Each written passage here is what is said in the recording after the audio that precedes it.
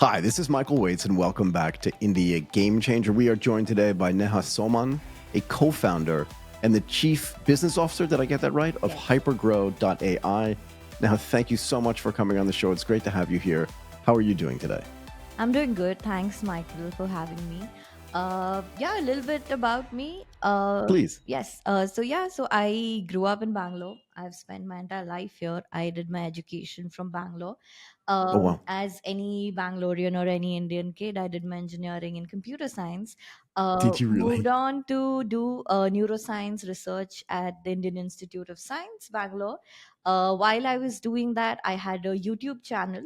And Did you? yes, and this was back in 2016, and it was when content creation was not that popular, and I decided to kind of not pursue neuroscience and do YouTube full time. And I did that for 2 years, had a great stint, learned everything, shooting, editing, hopefully working this podcast out right. And I think thanks to that, of around 30,000 subscribers. And post that, I really wanted to see the brand side of things, and Right. that's when I joined Glance. And there I took care of the entire brand and marketing efforts. Right before it was a unicorn, I've seen the journey to it launching its first TV commercial. Good And for you. post that, I think Hypergrow happened, and yeah, I'm really great to be on this journey. I love it. You have to talk to me about this. Going from neuroscience, my brother's a neurosurgeon, by the way, so not neuroscience per se, but Right. in the same kind of neighborhood. Um, and I can't imagine him going from that onto YouTube, although he's a super good looking dude, unlike his brother. But what made you switch into like YouTube? Like, why was that a thing that you did as opposed to doing neuroscience? You're super well educated, right? I mean, engineering into neuroscience is not standard for sure. Definitely. So I actually started YouTube, in the last year of my college, and this was Hmm. for a very funny reason. So I was great at studies, and Sure, yeah, my peers. obviously. So my peers came to me last minute to tell me, hey, why don't you teach me this? Why don't you teach me that? And I was like, you know what? I'll just make a video. I'll put it on YouTube. Figure it out. And that's how I started. It actually started with educational subjects, I love it. and then I just put it up, and then after that, I just got great response, not just from my peers, but everyone in India who was giving that exam. So that just kind of snowballed into it, and then it just seemed like a cooler option. And this is me in my rebel age, the youth that one has in that time to make those decisions. So yeah, but the shift was, it just was natural because I just felt more like myself. And I think I just loved doing that. I like it. I felt more like myself is such a great phrase. I have to ask you this though. What did mom and dad say? Because you know 100% for sure that mom and dad were like, engineering into neuroscience. I love my daughter. She's so amazing. They can brag to everybody, right? What happened when you switched to YouTube? Right. So I think I'm grateful I had I have wonderful parents, but Awesome. obviously the boasting rights kind of reduced because A little bit at the beginning, right? exactly. And to think that, okay, so I was on the course to do PhD, and For sure. no matter how much money I earn, how much fame I'm going to get for Yeah. an Asian Indian parent, a PhD education is all that matters. So yeah, I think they were scared more than anything. I think they were scared as to what are you doing, what is this path, and Right. I hope you're safe, and I hope you can take care of your just your future. So yeah, they were scared, but they were very supportive. Yeah. Can I tell you a funny story? Sure. I went to, and I've told this story periodically, not a lot, but periodically. I went to a startup event in India. I think it was in 2017 or 18. I can't remember. And one of the guys got up on stage, young man, and he was talking about building an ed tech company. Mm. And he said, in India, there are only three things you can become. One, he said, was an engineer. The second was a doctor. It always makes me laugh. And the third was a family disappointment. And and he said, I think I fall into the third category. Right. It just makes me laugh. But Yeah. I'm super proud of you. I'm glad your parents have been super supportive. Right. Can we talk about this a little bit? Sure. Talk to me about hypergro.AI. What was the idea here? I mean, obviously, you've had all this experience in, I presume you do video editing. I presume you know how to use Adobe Premiere or whatever it is that you decided to choose, right? this is all super hard work. I think people watch a video on YouTube and just think, well, I could do that kind of thing and I could get 1 million subscribers. But none of this is that easy. What was the idea behind Hypergrow? Right, I think that's so well said. And even if you have all the money, you still cannot do it if you don't have the will or the patience to do it. Yeah. And Yeah. that's what I saw in my, my in glance, where there's enough resources. We had the best of the agencies, but unfortunately, marketing was still very traditional, or is very traditional. Yeah. And Fair enough. but the people who are consuming it are very young. They need something that's not 20 years old, or a secret from a book that's probably published again, like what, 100 years ago, or what, 30 years ago. 50 years ago, probably in the 1970s, Yeah, though. Yeah. exactly. And those Yeah. concepts are still being used. And I just felt, again, being a young person in the organization, that I needed to do something radical, and I needed to change the way things are. And while I did to a certain extent, I also wanted to, just express myself and have um, no hierarchy, if I may, Yep. right? And just figure it out, do it for myself. And so at hypergro.ai, what we really focus on is catering to the consumers. And when I say that, it means ads that are not traditional in sense, because with the the content that's changing, the landscape that's there, be it from images to videos, to from long form to short form. I think the pattern has changed so much. But advertising, TV commercials are still there. There's like, brands struggle with short video content. And that's what we saw, an opportunity where we could help brands, however big or small they are, in terms Right.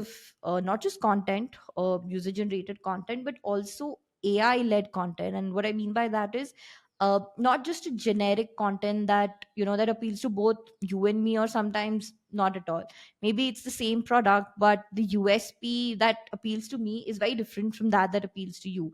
So the ad needs to be tailored. And that's exactly what hypergrow does. Is it focuses on really hyper personalized content that can target the right audience for you. So there's got to be a big data play here that I want to talk about in a second. But I've been talking for the longest period of time about how, and I use the big, I don't want to use the name of this company, but like, let's just say the companies that make soap and dishwashing liquid, everybody knows who they are, right? And if I said to you, if I named the companies, they're all Mm. huge and they all have massive advertising budgets, right? I mean, huge, like $8 billion, $9 billion a year. And I go through this exercise with people a lot and I say, okay, this company makes these products. You've heard of the company, yeah? And everyone will say, sure. And then I'll say, great, what's your favorite product? And they're like, I don't know. But I'm like, so where is all that advertising money going? But Do you know what I mean? yes, so I think everyone today, especially when there's so much content overload, every ad looks like any other ad, except for I Yeah. think the Super Bowl ads, where they spend so much money. Got to spend all year or 2 years like building these things. Yeah. Exactly. Sorry, go ahead. Yeah, no, no worries. But the ones that weirdly stick are these viral trends that just kind of kick Yeah. off, right? And these are Yeah. zero, I mean, no high production budget, probably something that came out, just like, okay, let's do this. So I think people are just so bogged down by it has to be picture perfect. I think that era is going, where they'll have the fanciest stars, they'll have the fanciest decor, Yeah. everything perfect, but it just doesn't hit the emotion. So especially now that it's so overcrowded with so many brands doing it, uh, everyone is just like a me too brand, right? And like It you said, feels like it. yeah, like a detergent brand, I know it's just going to convey the same thing. But you have a medium where you have videos to kind of convey your point, but I think no one's making that effort. That's where the traditional the cookie cutter model just kind of comes into picture.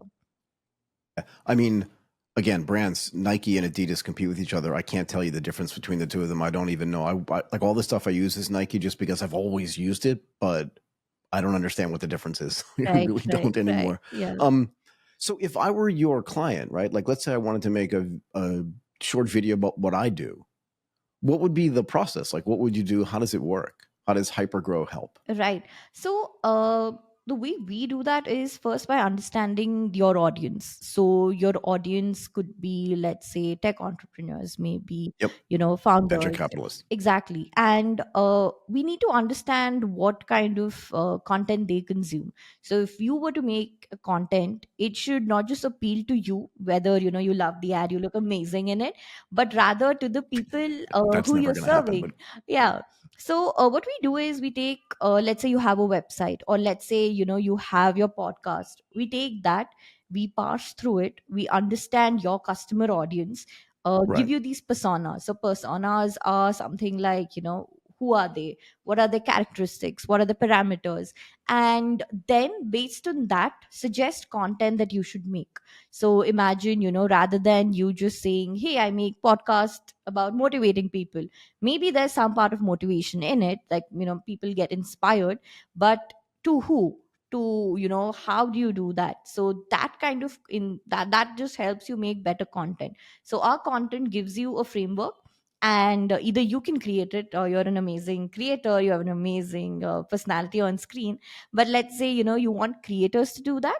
So Right. hypergrow does have creators who can create the content, and the journey doesn't end there, because after you've made Oh, the video, what do you do about it? You want people to know you, you want people to, either if it's a product, come buy it. That's where the second part or the third part comes into picture, where we run ads on these videos that are made. So now not only are the ads personalized, but we also ensure that it reaches the right audience. So right. it's customer content and the ads. Customer content on the ads.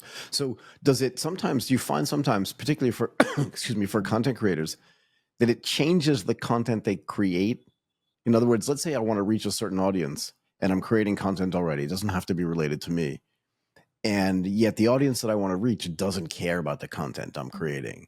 So can you give reverse advice and just go, look, you're really good at this, you're creating great stuff, but the audience that you're trying to target doesn't care. So Yeah. instead of doing that, create this stuff and then it'll have more resonance. You do that as well? Yes, definitely. So what we've seen is, I think every person, creator, brand, they have this persona in their head, mostly Yep. imaginary, where they Yep. think, they are super elite, or they think that's the ground. They don't know the ground reality, but kind of telling that and through data, not just oh, Neha is saying this or Michael is saying that. Then it just comes to personal level, but saying that, hey, this is the data that tells you that this is what your customer wants, so this is what they consume. So Right. that'll help you. Are there like some classic examples of mistakes that businesses are making today? Sorry, when it comes to their marketing, do you know what I mean? Yes, yes. Talk to And me. yeah, I don't want to name them, I think I'll get No, in way big trouble, but I you feel, see, I struggled so hard not to name these big companies, I but I had know. to go with the Nike and Adidas thing. But please go ahead. Yes, so I think at least in India, what I see is marketers or business owners kind of want to ignore the India that exists. And the India that What does that mean? exists, yeah, it's not the India you see in the tier one cities, where you're sitting in a boardroom, you're sitting in a conference room, you're on your iPhone using the best of the tech, everything. That isn't the majority of India. And what Fair ends enough. up happening is the communication that you do is often for, let's say, the 1 percentile or the 1% of India, but not for the mass that you're making it for. I think Right. that's one of the mistakes that brands make, where they assume that India wants this, but the ground reality is very different, and they don't make that effort. For them, Mm. their aspiration is to become Apple, or they want to be Nike, but the brand messaging differs based on your audience. Not everyone probably wants to be Nike, someone just wants to be a Red Bull, right? And that's Yeah. completely okay. But I think in business schools you learn, that, hey, Nike is the epitome of marketing, this is what you need to do. But understand that your audience has evolved. Now there's not only Nike, Adidas, there are so many small homegrown brands that are making an impact. So I think that's the one big mistake, where they assume that their audience is just the 1% in India, and that's just India that I'm talking about. Can you talk to me again just a little bit on the tech side, like how you guys are using this stuff, right? Because you mentioned data before. Right. There has to be like we have like an unparalleled access to data today, and then an unparalleled way to use that data with artificial intelligence. Can you just tell me, please, how those things work together, and maybe just give some specific examples if you can? Because to me, that's like where the rubber's really hitting the road, particularly for us. Yeah. Right, right. So AI has definitely come a long way. Yeah. So I think the part where we use AI is in suggesting the content, and that is through analyzing around 10,000 plus ads that we've either run for clients, and this means the how did the data perform, and how it's working. Plus, there's publicly available data, let's say the Meta ads library, the TikTok ads library, Yeah. where there's data available, and all you need to do is just train your model. So there's so much open source data that already exists, and Yeah. the data that we have after experimenting, that that is where the data comes into picture. So imagine the power of data when you have how videos are working, how ads are working, as well as there's so many third party tools where you can get access, like how much was their website traffic, any other specifications that come into it. So what really helps is collecting this data and really making sense of things, because uh, it's great if you have loads of data, but understanding the patterns behind it, I think that's where hypergrow really shines, and those are these micro patterns. How open are your clients to this experimentation that you're talking about, right? Because I think clients have this slight misunderstanding of, if I just give it to the smart people, they'll be able to figure this out and we'll have growth in like 2 seconds with no problem. Do you know what I Right. mean? But experimentation is kind of key to this, no? Yeah. So if I got the question right, you mean are brands okay with experimentation? Just like how much do you have to explain it to them to, because it's like when I buy a car, right? I take it off the lot. It works exactly as I expect Yeah. it to work. And if it doesn't, I'll take it back and go like, there's only three wheels here. Like it doesn't make any sense. But if I buy growth, if I buy Mhm. ads, it's really kind of an iterative, like the car is not iterating, right? Right. It is what it is. And I'm comfortable with that. But advertising is like this iterative process, right? And growth is this iterative process. And they have to be comfortable with that. I'm just curious, like what those conversations are like and how comfortable they are that, because everything's changing now. Yeah. Yeah. I think that has also evolved. I think they're starting to realize that it's time to evolve. So experimentation at younger stage startups is much more easier, Sure. because Sure. founders Sure. are Sure. there like, just give me the results, I'll do anything. Yeah. Yeah.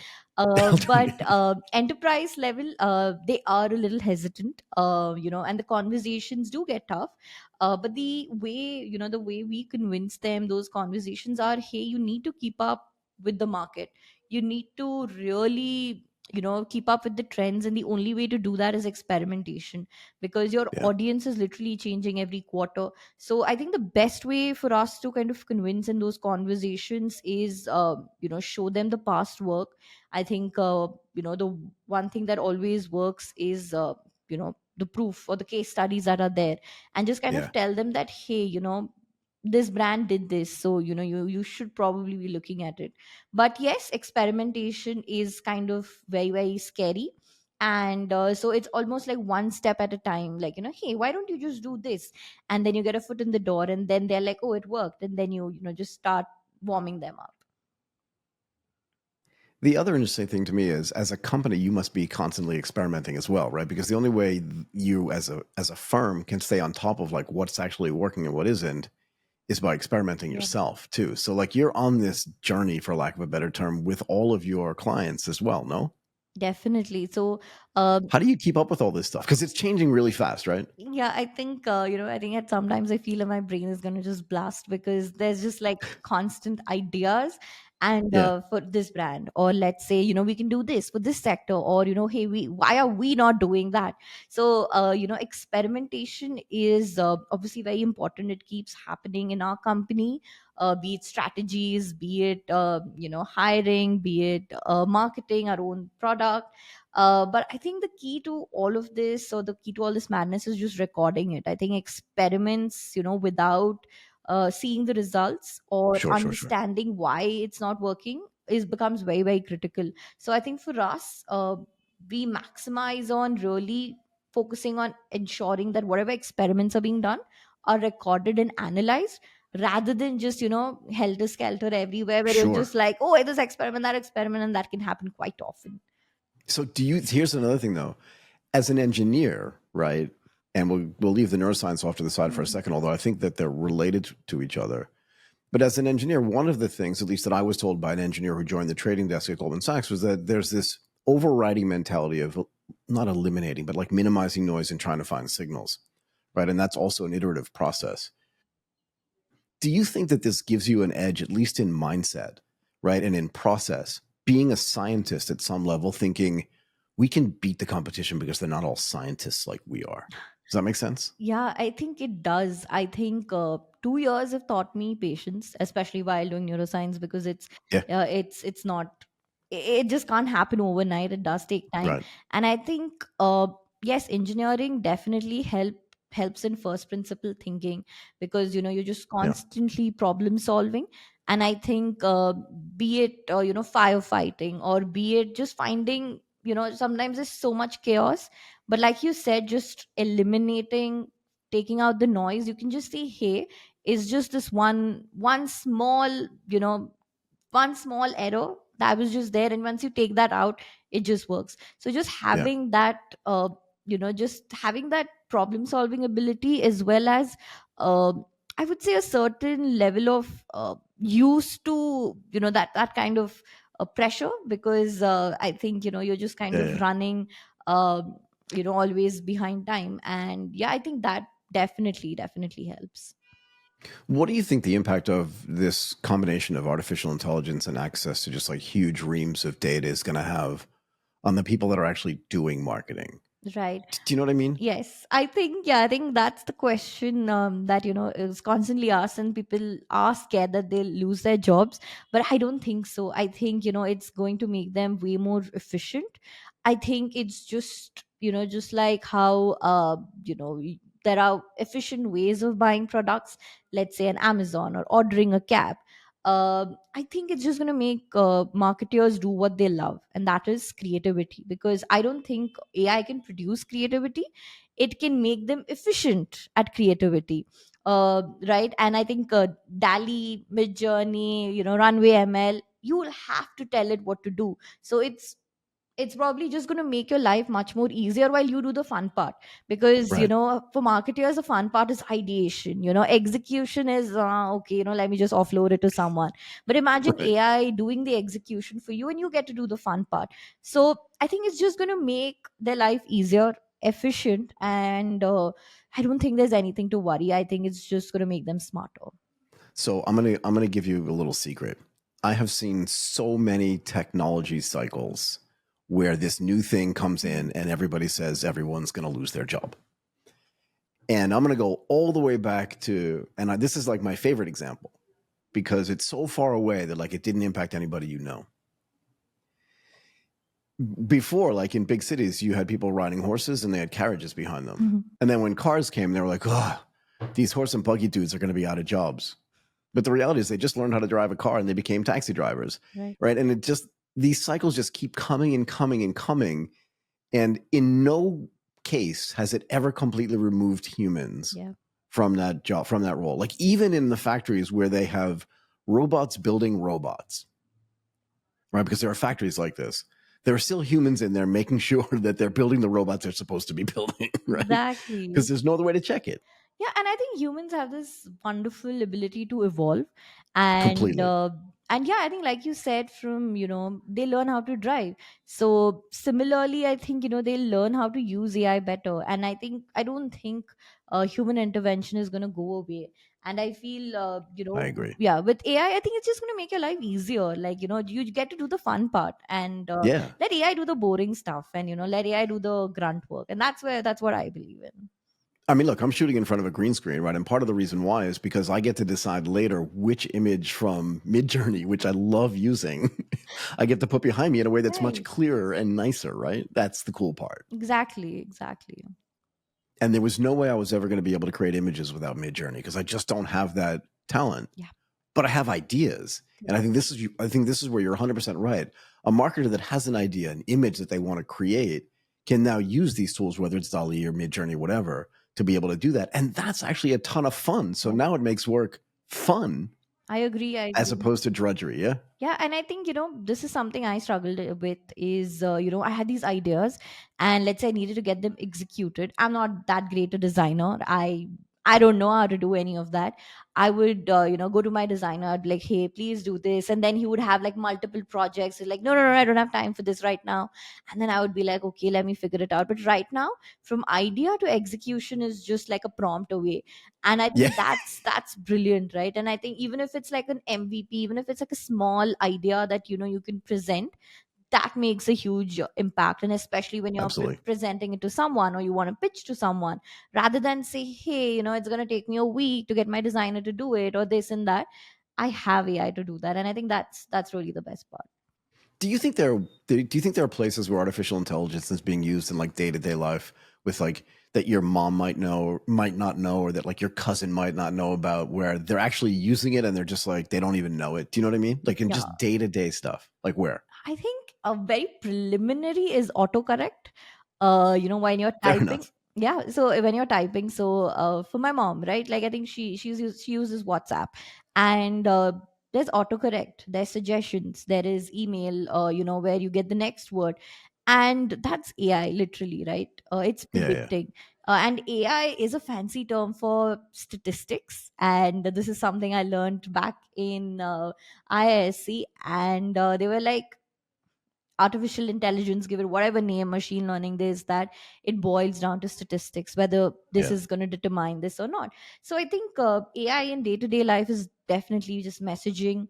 Google Meets, where you can change the background, you can add an appearance, you can make yourself have filters, or as simple as you're uploading a photo, filters are there. You're there's so much. I think AI just ingrained in little bits of it, as simple as writing a message. I think, yeah, people don't even look at it. Can I switch gears a little bit with you? Sure. What do you think? Because I want to ask more about hypergrowth specifically, and not about the business Yeah, itself, but just about like what it's like to be a founder, right? What do you think makes a great founder? I think this sounds so cliche, but I think No, just, no, but I'm super curious, right? yeah. Because you seem to have all the knowledge around what you're doing. Do you Mm, know what I mean? Like you know what you're doing no, clearly. I Like you do haven't not know. hesitated. No, no, but you haven't hesitated at all. Like I haven't asked you anything where you're just like, I don't know, and you're not making stuff up. You Right. know this topic, right? But besides that, what else makes a great founder? What do you think? I think just perseverance. I think, it's very cliche. Just, keep going at it. I think that's something I've learned. I think, no matter what is going on, because you're going to have 99 really bad days and one good day. And Yeah, that's being an entrepreneur, and you need to roll with it. And I think the second thing is just being honest. I think, being honest to yourself and to people you're responsible for, because if you're not honest, it just doesn't make sense to keep going on that journey, because then you're lying to yourself. So I yeah, think, fair enough. like, if I don't know this, I don't know this. But I Right, think right, that right. that's that I think these two things are very, very important. I don't think even idea is important. I think it's just perseverance, because you'll figure it out on the way. So is Hypergrow a funded company? Yes, yes, it's a seed funded company of around $1 million. Oh wow, that's a lot. What are the aspirations? Like where do you think Hypergrow is going? It's weird because in the name is hypergrowth. Yeah. Do you know what I mean? So Yeah. this seems like there's a big aspiration there, but like where is it going? Definitely. I think we're very aspirational people. We want to grow really big. Our aim is to become a unicorn in the next 3 years. And That's a big deal. A yeah, unicorn in the next 3 years. yes. So that is definitely on the cards. And then in the short term, it's expanding. So while we're in India right now, the next stage is expanding to the US. We've got decent traction there. We've got already two paying customers. But what we really want to do, or the aspiration, is if anyone wants to do marketing, be it branding, be it content, be it performance, be it ads, they should think of Hypergrow. So let's say how Lead Square, or let's say, a Salesforce is there for sales. Uh, Yep. any brand that wants to spend money on marketing, it goes through Hypergrow. So we want to take part, or we want to take the entire pie of people's or the brand's marketing spends, and that's quite a lot, that we see.